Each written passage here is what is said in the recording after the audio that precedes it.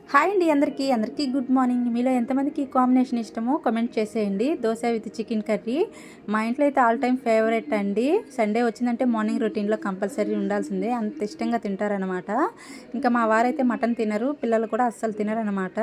ఇంకా మటన్ తింటే మా వారికి స్కిన్ అలర్జీ లాగా వస్తుంది, ఇంకా మళ్ళీ కడుపు నొప్పిలాగా వచ్చేస్తుందంటండి. చిన్నప్పటి నుంచి కూడా అస్సలు తినరంట. ఇంక అందుకోసం టోటల్గా బ్యాన్ అండి. మటన్ తెచ్చుకోము, వండుకోము.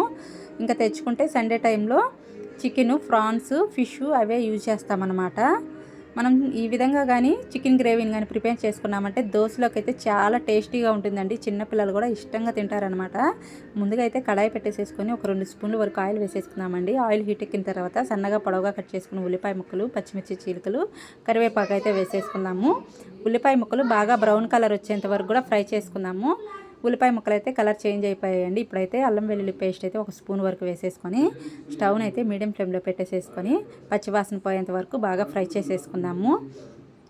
ఇంకా టమాటాలు అయితే మొన్న అయితే ఎక్కడ ఆటోలు అమ్ముతున్నారని తీసుకొచ్చారండి. అస్సలు బాగలేవన్నమాట. 2 కిలోలు 2.5 కిలో అయితే 50 అని ఇచ్చారంట. అస్సలు బాగలేవు. వాటిల్లో మనకి 1 కిలో వరకు కూడా మంచి టమాటాలు అయితే లేవు. అందుకనేసి మా వారిని అయితే అస్సలు తేవద్దన్నాను.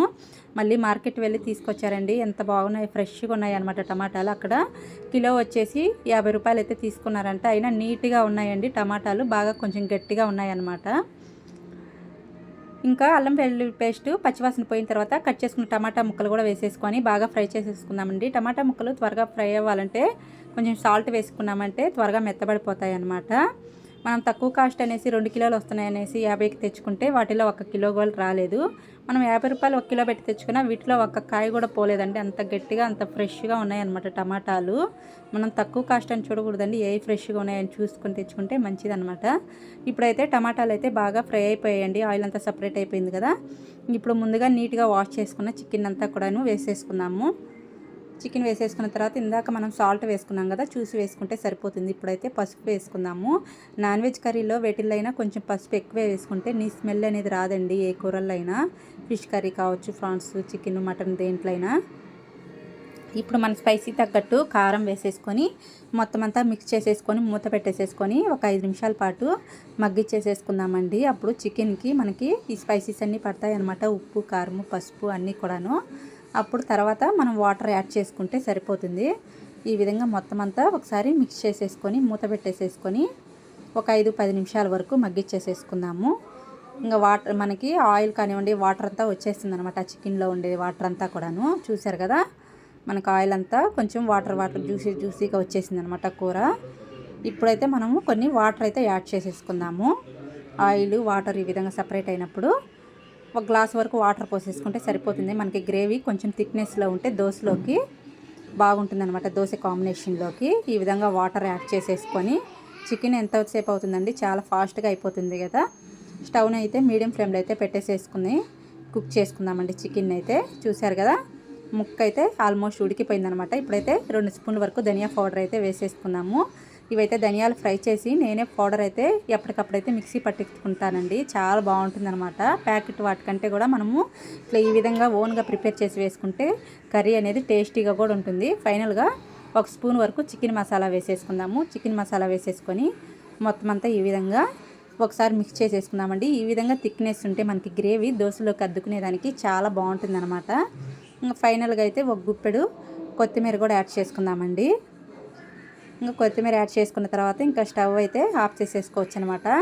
చాలా టేస్టీగా ఉంటుంది. ఇంకా సాల్ట్ చూసుకొని అడ్జస్ట్ చేసుకుంటే మనకి సరిపోతుంది. మనకి కొత్తిమీర అనేది నేను తెచ్చి కూడా 5-6 రోజులు అయితే అవుతుందన్నమాట.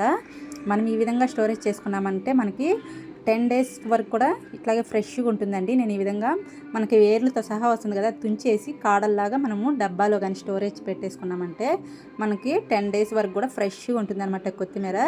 ఈ టిప్ కనుక నచ్చితే మీరు ఖచ్చితంగా ఫాలో అయిపోండి. కవర్లో పెట్టే కంటే డబ్బాల్లో పెట్టేసేసుకుంటే మనకి ఫ్రెష్గా ఉంటుంది అనమాట ఎన్ని రోజులైనా. చూసారు కదా, చికెన్ కర్రీ అయితే రెడీ అయిపోయింది. ఇంకోడు దోశలు అయితే వేస్తున్నానండి. ఇంకా మా పిల్లలు అయితే సండే కదండి, ఇంకా అసలు ఒకటే అడగడం అన్నమాట. పెట్స్ కావాలని ఒక 1 మంత్ నుంచి అయితే అడుగుతున్నారు. డాడీ మాకు పెట్స్ కావాలి, బర్డ్స్ కావాలంటండి. ఇంకా అందుకనేసి ఓన్లీ సండే రోజే మనకి పెట్స్ మార్కెట్ అనేది పెడతారనమాట. ఎక్కడెక్కడ నుంచి అన్నీ వస్తాయండి, చాలా కలర్ఫుల్గా ఉంటాయి అనమాట. ఇంకా ఫైనల్గా అయితే ఇవాళ అయితే పెట్స్ మార్కెట్కి అయితే వెళ్ళిపోయారు సండే రోజు. ఇంకా వెళ్ళిపోయేసి ఆల్రెడీ 2 బర్డ్స్ అయితే తెచ్చుకున్నారనమాట. ఇంకా వాళ్ళ హ్యాపీనెస్ అంతా ఇంత కాదండి అసలు. అది ఎంత ఫుల్ హ్యాపీనెస్, అసలు ఫేస్లు అయితే ఇట్టే వెలిగిపోతున్నాయి అనమాట ఆ బర్డ్స్ని చూసేపాటికి వాళ్ళకిద్దరికి కూడాను. ఇంక ఈ విధంగా దోశలు అయితే వేసేసుకొని వేడివేడి దోశల్లోకి చికెన్ కర్రీ వేసుకొని తిన్నామంటే చాలా బాగా అనిపిస్తుందండి. చూశారు కదా. ఇంకా బడ్స్ అయితే తెచ్చుకున్నారండి. తెచ్చుకున్న తర్వాత ఇంకా వాటికి ఫుడ్డు గింజలు కూడా అక్కడే తెచ్చుకున్నారనమాట. ప్యాకెట్ వచ్చేసి మనకి 200 ఏం పడింది కాస్టు. ఇంకా వాటికి బాస్కెట్ లాగా అయితే ఒక పక్క ఫుడ్ పెట్టేదానికి, ఒక పక్క వాటర్ పోసేదానికి కూడా ఇచ్చారు. చూసారు కదా ఫైనల్ లుక్. వీడియో నచ్చితే లైక్ చేసి, షేర్ చేసి, సబ్స్క్రైబ్